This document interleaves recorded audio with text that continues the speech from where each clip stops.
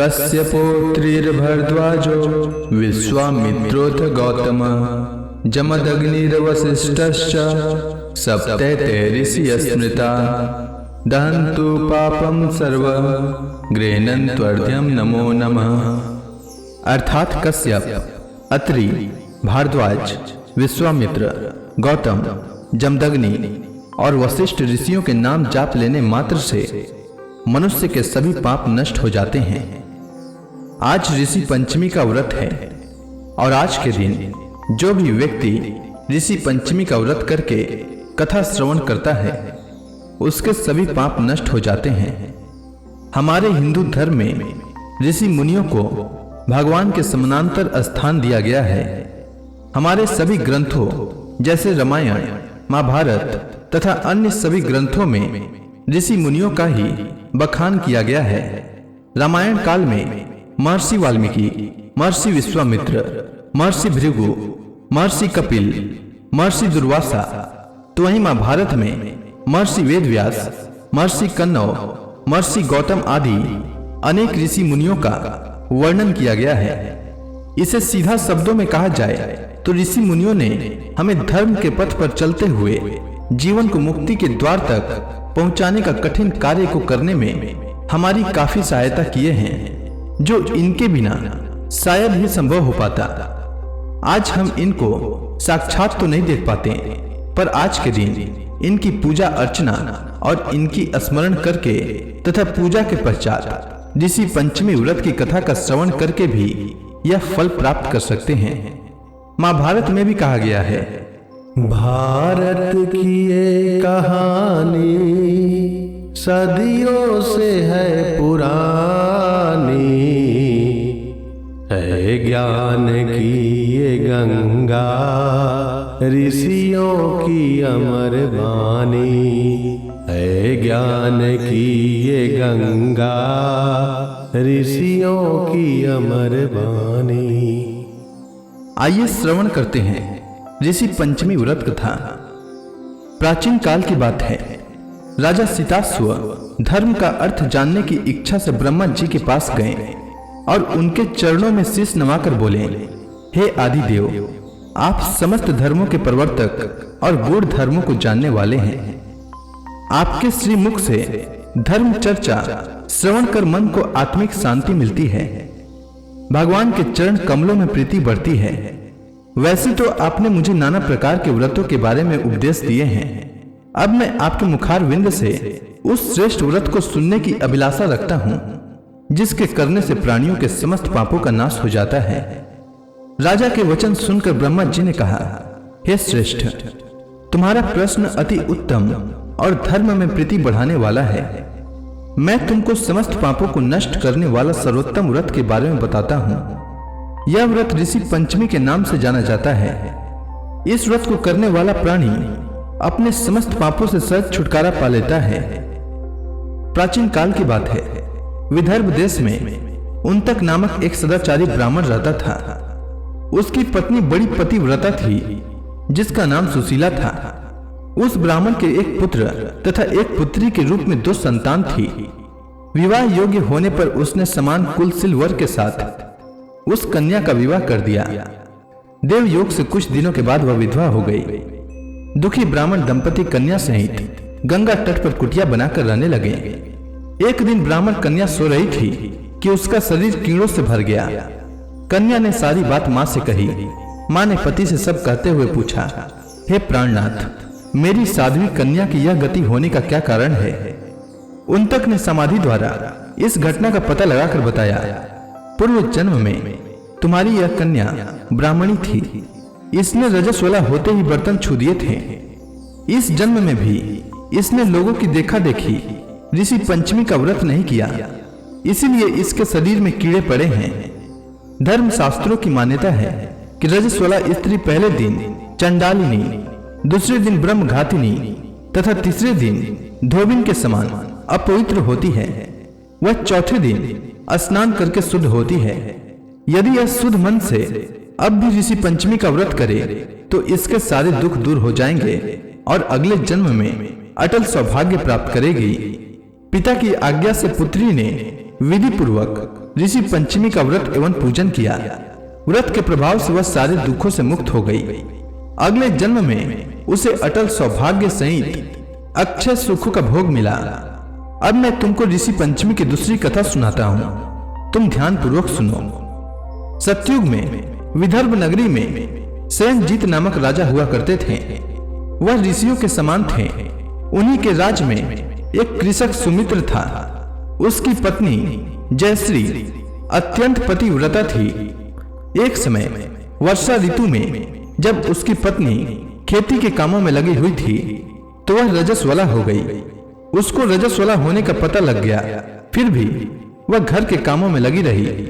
कुछ समय के बाद दोनों स्त्री पुरुष अपनी अपनी आयु भोग कर मृत्यु को प्राप्त हुए। जयश्री तो कुतिया बनी और सुमित्र को रजस्वला स्त्री के संपर्क में आने के कारण बैल की योनि मिली। क्योंकि ऋतु दोष के अतिरिक्त इन दोनों का कोई अपराध नहीं था, इसी कारण इन दोनों को अपने पूर्व जन्म का समस्त विवरण याद रहा। ये दोनों कुतिया और बैल के रूप में उसी नगर में अपने बेटे सुचित्र के यहाँ रहने लगे। धर्मात्मा सुचित्र अपने अतिथियों का पूर्ण सत्कार करता था। अपने पिता के श्राद्ध के दिन उसने अपने घर ब्राह्मणों को भोजन के लिए नाना प्रकार के भोजन बनवाए। जब उसकी स्त्री किसी काम से रसोई से बाहर गई हुई थी तो एक सर्प ने रसोई की खीर के बर्तन में विष वमन कर दिया। कुतिया के रूप में सुचित्र की मां कुछ दूर से यह सब देख रही थी। पुत्र की बहू के आने पर उसने पुत्र को ब्रह्म हत्या के पाप से बचाने के लिए उस बर्तन में मुंह डाल दिया। सुचित्र की पत्नी चंद्रवती से कुतिया का यह कृत्य देखा न गया और उसने चूल्हे में से जलती लकड़ी निकालकर कुतिया को मारी। बेचारी कुतिया मार खाकर इधर उधर भागने लगी। चौके में जो जूठन आदि बची रहती थी वह सब सुचित्र की बहू उस कुतिया को डाल देती थी, लेकिन क्रोध के कारण उसने वह भी बाहर फेंकवा दिया। सब खाने का सामान फेंकवा कर बर्तन साफ करके दोबारा खाना बनाकर ब्राह्मणों को खिलाया। रात्रि के समय भूख से व्याकुल होकर वह कुतिया बैल के रूप में रह रहे अपने पूर्व पति के पास आकर बोली, हे स्वामी, आज तो मैं भूखी ही मरी जा रही हूँ। वैसे तो मेरा पुत्र मुझे रोज खाने को देता था, लेकिन आज मुझे कुछ नहीं मिला। सांप के विष वाले खीर के बर्तन को अनेक ब्रह्म हत्या के भय से छूकर उनके न खाने योग्य कर दिया था। इसी कारण उसकी बहू ने मुझे मारा और खाने को कुछ भी नहीं दिया। तब वो बैल बोला, हे भद्रे, तेरे पापों के कारण तो मैं भी इस योनि में आ पड़ा हूँ और आज बोझा ढोते ढोते मेरी कमर टूट गई है। आज मैं भी खेत में दिन भर हल में जुता रहा। मेरे पुत्र ने आज मुझे भी भोजन नहीं दिया और मुझे मारा भी बहुत। मुझे इस प्रकार कष्ट देकर उसने इस श्राद्ध को निष्फल कर दिया। अपने माता पिता के इन बातों को सुचित्र सुन रहा था। उसने उसी समय दोनों को भर पेट भोजन कराया और फिर उनके दुख से दुखी होकर वन की ओर चला गया। वन में जाकर ऋषियों से पूछा कि मेरे माता पिता किन कर्मों के कारण इस नीच योनि को प्राप्त हुए हैं और अब किस प्रकार से इनको छुटकारा मिल सकता है। तब सर्वोत्तम ऋषि बोले, तुम इनकी मुक्ति के लिए पत्नी सहित ऋषि पंचमी का व्रत धारण करो तथा उसका फल अपने माता पिता को दो। भाद्रपद महीने की शुक्ल पंचमी को मुख शुद्ध करके मध्याह्न में नदी के पवित्र जल में स्नान करना और नए रेशमी कपड़े पहनकर अरुंधति सहित सप्त ऋषियों का पूजन करना। इतना सुनकर सुचित्र अपने घर लौट आया और अपनी पत्नी सहित विधि विधान से ऋषि पंचमी का व्रत पूजन किया। उसके पुण्य से माता पिता दोनों पशु योनियों से छूट गए। इसलिए जो महिला पुरुष सदा पूर्वक ऋषि पंचमी का व्रत करते हैं वह समस्त सांसारिक सुखों को भोग कर अंत में वैकुंठ को जाते हैं। इसीलिए मनुष्यों को ऋषि पंचमी का व्रत करना चाहिए। तो इसी के साथ ऋषि पंचमी व्रत की कथा पूर्ण होती है। आइए अब जानते हैं ऋषि पंचमी के दिन पूजे जाने वाले सप्त ऋषियों के बारे में। पहले ऋषि है कश्यप। कश्यप ऋषि की 17 पत्नियां थी। अदिति नाम की पत्नी से सभी देवता और दिति नाम की पत्नी से दैत्यों की उत्पत्ति मानी गई है। शेष पत्नियों से भी अलग अलग जीवों की उत्पत्ति हुई है। दूसरे ऋषि हैं अत्रि। त्रेता युग में श्री राम, लक्ष्मण और सीता वनवास समय में अत्रि ऋषि के आश्रम में रुके थे। इनकी पत्नी अनसुया थी। अत्रि और अनसुया के पुत्र भगवान दत्तात्रेय हैं। तीसरे ऋषि का नाम है भारद्वाज। इनके पुत्र का नाम द्रोणाचार्य था। भारद्वाज ऋषि ने आयुर्वेद सहित कई ग्रंथों की रचना की थी। चौथे ऋषि हैं विश्वामित्र। इन्होंने गायत्री मंत्र की रचना की थी। भगवान श्री राम और लक्ष्मण के गुरु थे। विश्वामित्र ही श्री राम और लक्ष्मण को सीता के स्वयंवर में ले गए थे। विश्वामित्र जब तप कर रहे थे तब मेनका ने इनका तप भंग किया था। पांचवें ऋषि हैं गौतम। अहिल्या गौतम ऋषि की पत्नी थी। गौतम ऋषि ने ही श्राप देकर अहिल्या को पत्थर बना दिया था। श्री राम की कृपा से अहिल्या ने पुनः अपना रूप प्राप्त किया था। छठे ऋषि हैं जमदग्नि। जमदग्नि और रेणुका के पुत्र हैं भगवान परशुराम। परशुराम ने पिता की आज्ञा से माता रेणुका का सिर काट दिया था। इससे जमदग्नि प्रसन्न हुए और वर मांगने के लिए कहा था। तब परशुराम ने माता रेणुका का जीवन मांग लिया। जमदग्नि ने अपने तप के बल से रेणुका को फिर से जीवित कर दिया था। और सातवें ऋषि हैं ऋषि वशिष्ठ।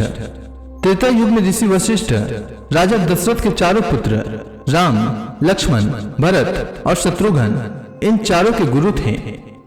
उम्मीद है आपको ऋषि पंचमी की कथा और सप्त ऋषियों के बारे में जानकारी अच्छी लगी होगी। तो प्रेम से बोलिए सभी सप्त ऋषियों की जय।